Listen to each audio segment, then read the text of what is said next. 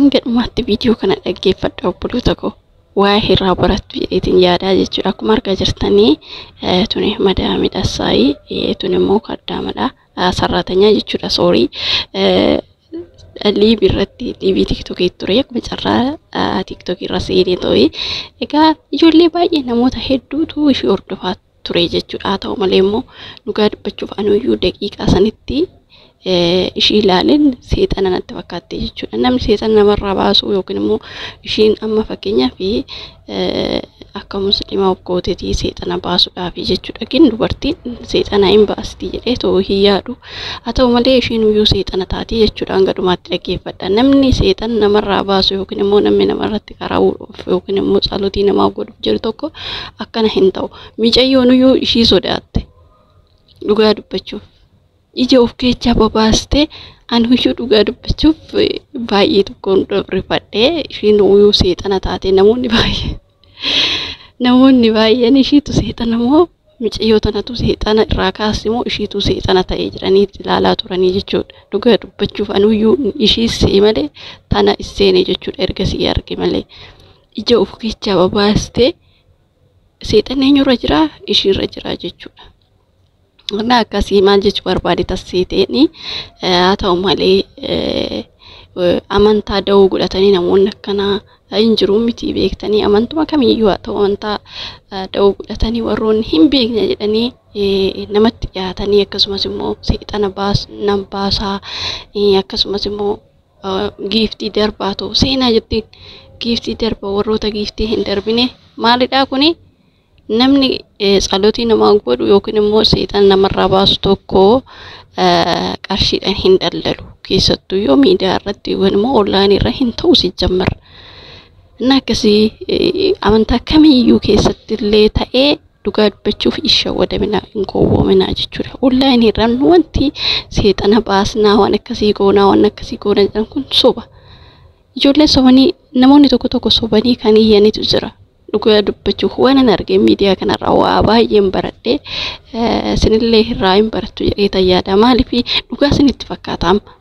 Waan ishiin godhaa jirtu kun waan seexanarraa baastee yookiin immoo hiisistee micayyoo tanarraa baastee miti. Ofiifiyyuu seexanni irra jira jechuudha ishee irrayyuu. Namni fayyaa ija of keessaa kanatti akka jirutti of keessaa gadi yaasee miti.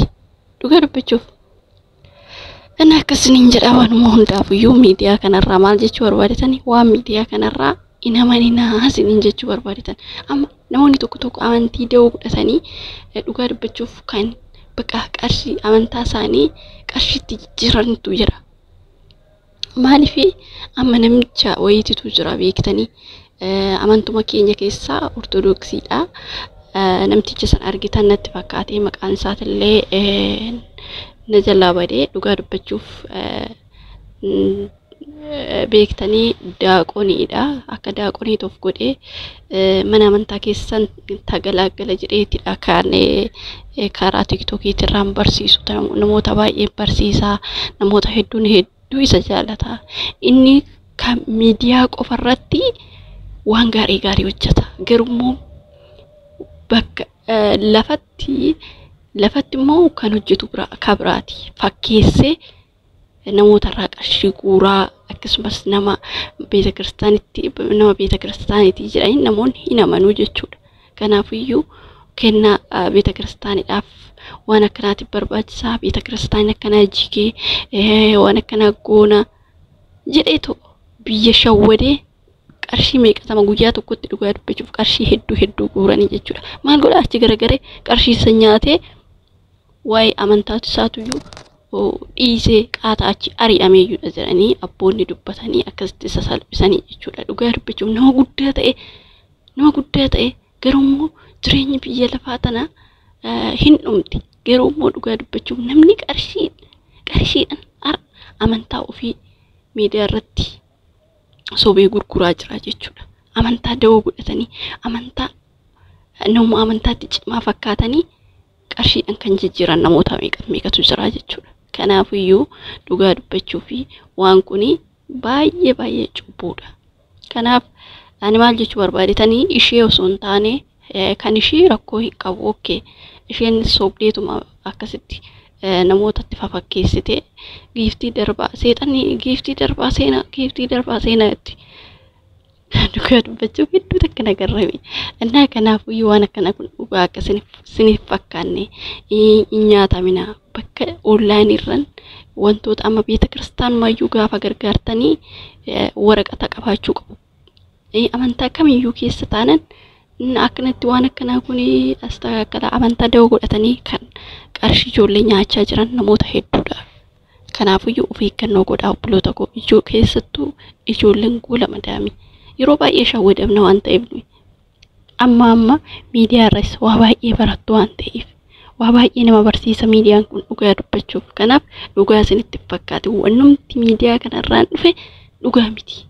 Kanaafuu shawwadamina waraqanni gargaarsi isin gargaartan mana amantaa isaa ta'u maal isaa ta'u waraqata ragaa qabaachuu qaba wannumti hunduu jechuudha. Kanaafuu urfatti nyaatamina har'a barsiisota fakkaatanii kan sobaan mana amantaatti dhiyaatanii ijoollee goomsan baay'eetu jira. Isin hin beektan keessattuu bara kana hedduudha dhugaa dubbachuuf. Kanaafuu of eeggannoo godhaa online irran ani barsiisaa itti isin eenyu jechuudhaaf beektanii nama kamiyyuu taanan maaliif yaani fakkeenyaaf barsiisaadha isobuu nama amantaati kun hin sobu ani amma namticha san dhugaa dubbachuuf amanuu hin dadhabe anaa miti jedhemoo san beektanii tagliidhaan fuudhee raawwateeti ishee ari'ee ani dingiliidha hin fuune ganaa fuudhanuun jedha gara miidiyaatitti gaafa ba'ee jechuudha. Garuu mo'aati mana erga addaan ba'anii turaniiti jiru.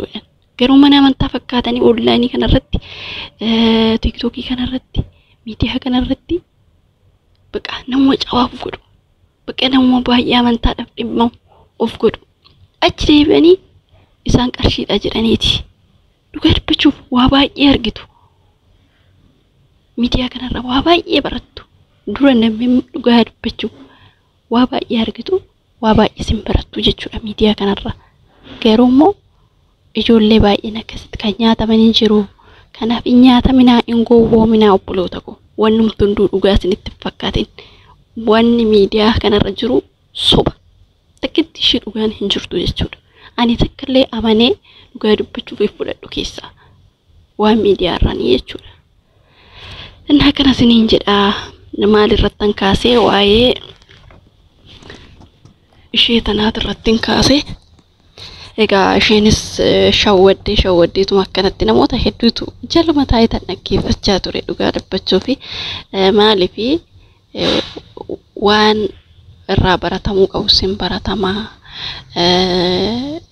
yoo sanummoo giiftii darban malee hin seenanii beektanii mana ishii giiftii darbaa seenaa jetti namoonni ilaaluudhaaf yookiin immoo bakka sunis hin dhufa aansobee iyyee ergasii ishee arrabsee ishee salphisuus hin jira. Kanaafuu maal jechuu barbaade dhugaa isinitti fakkaachuu danda'asin waan ishiin hojjettu kun garuu immoo soba akka ta'e yoo itti hubattanii ilaaltan yoo hanga dhumatti ilaaltan soba akka ta'e hin beeksisa.